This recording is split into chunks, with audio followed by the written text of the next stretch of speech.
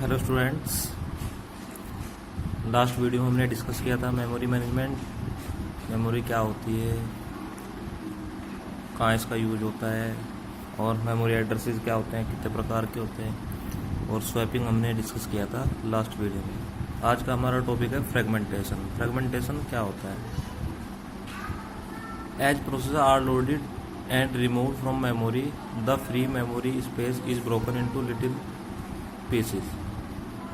Means जब भी process memory में लोड होते हैं और रिमूव होते हैं तो मेमोरी में फ्री स्पेस होता है और वो मेमोरी के छोटे छोटे पार्ट्स में होता है जिन्हें हम लिटिल पीस बोलते हैं। It happens after some time that process can not be allocated to memory block considering their small size and memory block remain unused. This problem is known as fragmentation. Means जब हम memory में कुछ process load करते हैं, उनको remove करते हैं, तो कुछ कंडीशन ऐसी आ जाती हैं कि जैसे हमने मेमोरी में अपना डाटा बहुत सारा लोड कर दिया था और बाद में हम कुछ उसमें से रिमूव करते हैं, तो जो रिमूव करते हैं वो स्पेस हमारा फ्री हो जाता है। मीन्स बीच बीच में मेमोरी के छोटे छोटे ब्लॉक्स फ्री हो जाते हैं। तो जो ये फ्री ब्लॉक्स होते हैं और इनका हम यूज़ नहीं कर पाते ड्यू टू स्मॉल मेमोरी, और ये जो स्पेस हो जाती है या ये मेमोरी का जो स्पेस है ये कहलाता है हमारा फ्रेगमेंटेशन।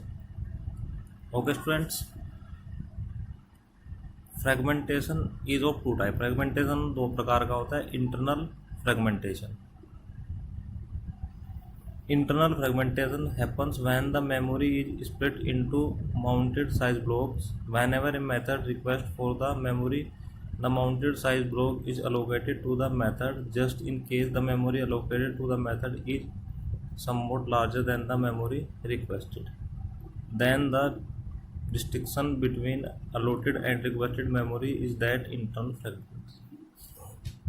बेसिकली इंटरनल फ्रेगमेंटेशन होता है। इंटरनल फ्रेगमेंटेशन वह होता है कि जैसे हमारी मेमोरी है, मेमोरी में हमारे कुछ ब्लॉक्स फ्री ब्लॉक्स हैं और हम कोई प्रोसेस उसमें स्टोर करना चाहते हैं, तो जो हमारा प्रोसेस है और जो हमारे पास फ्री ब्लॉक्स हैं, या तो उसमें ऐसा होगा कि हमारे ब्लॉक्स बड़े होंगे, हमारा प्रोसेस छोटा होगा, या ऐसा होगा हमारा प्रोसेस बड़ा होगा, ब्लॉक्स छोटे होंगे। इन्हीं दो कारण से हमारा क्या होता है कि मेमोरी फ्री हो जाती है और इन्हीं से हमारे इंटरनल और एक्सटर्नल फ्रेगमेंटेशन बनते हैं। अब देखिए, इंटरनल फ्रेगमेंटेशन वहाँ होता है कि जहाँ मेमोरी साइज ज़्यादा होता है और प्रोसेस का साइज कम होता है। तो क्या करेंगे, जब भी हम प्रोसेस उस ब्लॉक में स्टोर करेंगे तो प्रोसेस तो अपनी जगह ले लेगा, अपना मेमोरी स्पेस ऑक्यूपाई कर लेगा, लेकिन उसमें थोड़ा स्पेस बच जाएगा।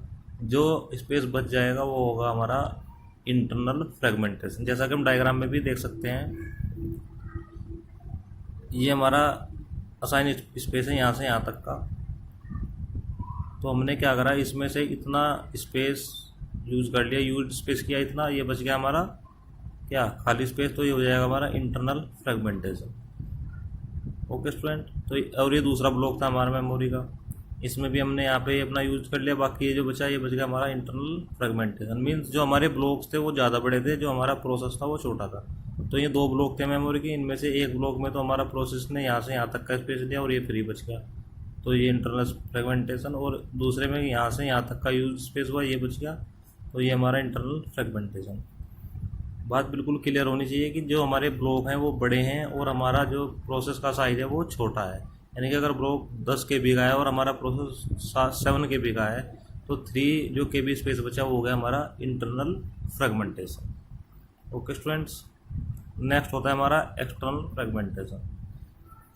External fragmentation happens when there is a sufficient quantity of area within the memory to satisfy the memory request of a method. However, the process memory request cannot be fulfilled because the memory offered is during a non-continuous manner. Either you apply first fit or best fit memory allocations strategy, it will cause external fragmentation. Means अगर हमारे memory blocks छोटे हैं और हमारा process का size बड़ा है, तो क्या हो जाएगा, वहाँ पे एक्सटर्नल फ्रेगमेंटेशन हमें देखने को मिलेगा।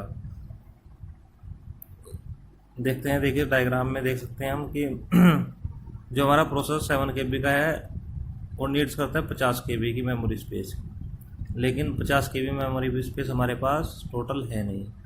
40 KB हो गया और 10 KB यहाँ पे फ्री हो गया और 5 KB फ्री हो गया। 50 KB का प्रोसेस हमारा है और 50 KB फ्री नहीं है। यहाँ पे 40 KB फ्री है या 10 KB फ्री है। इसे 50 KB के प्रोसेस को कोई भी फ्रेगमेंट उसको फुलफिल नहीं कर रहा है, तो ये वाली कंडीशन हमारी हो जाएगी क्या, एक्सटर्नल फ्रेगमेंटेशन। मीन्स हम कहीं पे भी अपने प्रोसेस को स्टोर नहीं कर सकते। यहाँ पे भी पूरा हमारा प्रोसेस स्टोर नहीं हो पा रहा है, इसमें भी ना, इसमें हो रहा है ना इसमें। लेकिन अगर टोटल मेमोरी फ्री की बात करें तो 48, 10 और 5 है। वो 55 KB मेमोरी फ्री है, लेकिन हम 50 KB का मेमोरी स्पेस इसमें से नहीं निकाल पा रहे हैं, क्योंकि जो साइज़ है उनके ब्लॉक्स के वो अलग अलग है। क्लियर।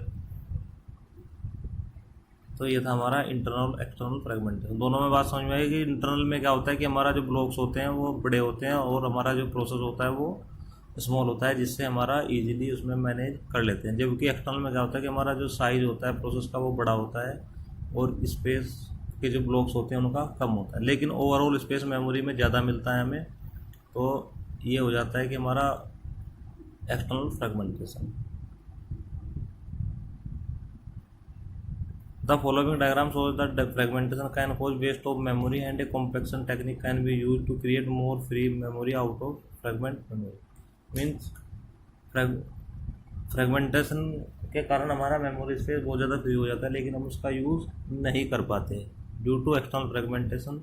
तो उसको रिमूव करने के लिए हमारी एक टेक्निक होती है कॉम्पैक्शन, जिसकी हेल्प से हम सारा जितना भी फ्री स्पेस आपको दिखाई दे रहा है ये इन सबको एक साथ इकट्ठा कर लेते हैं और जितना यूज स्पेस है उसको एक साथ कर लेते हैं। तो जो हमारा ये मेमोरी ब्लॉक बन जाता है, ये एरिया ज़्यादा हो जाता है जिसका हम यूज़ कर सकते हैं, जबकि इनका यूज़ हम नहीं कर पाते। तो जो मेमोरी कॉम्पैक्शन एक टेक्निक है जिसकी हेल्प से हम एक्सटर्नल फ्रेगमेंटेशन को रिमूव करते हैं और अपनी मेमोरी को फ्री करके उसको फर्दर यूज़ कर सकते हैं। स्टूडेंट्स, एक बार और आप डायग्राम को अच्छे से समझेंगे और देखेंगे कि हमारे कैसे इंटरनल एक्सटर्नल फ्रेगमेंटेशन वर्क करते हैं और कैसे हम फ्रेगमेंटेशन को कॉम्पैक्शन टेक्निक की हेल्प से रिमूव कर सकते हैं। एग्ज़ाम में कई बार पूछा गया फ्रेगमेंटेशन, तो आप अच्छे से इसको तैयार करेंगे। इजी टॉपिक है। Thank you.